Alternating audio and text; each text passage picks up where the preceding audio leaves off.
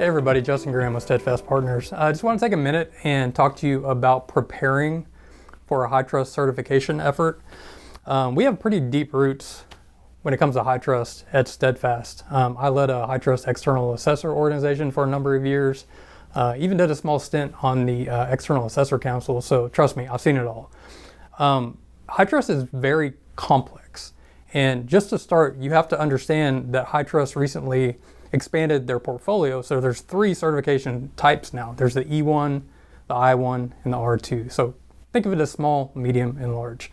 And each one provides a higher level of assurance to your business partners.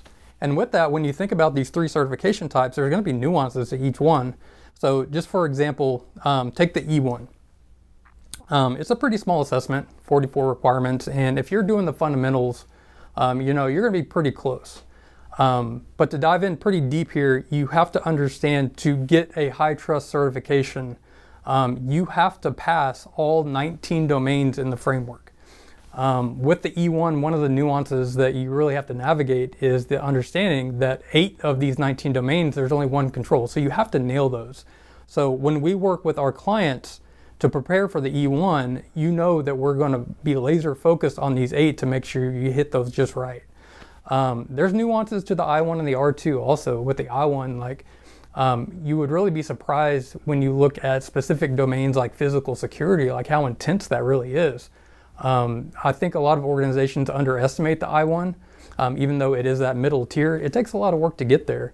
And of course, with anybody who's been with HITRUST for a while, have gone the R2 route, you know policies and procedures are a huge thing, right? So the average R2 assessment is north of 300 controls.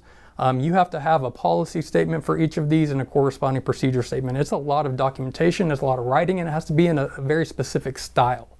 So we've been there, we know where the pain points are. We really can make HITRUST easy for you.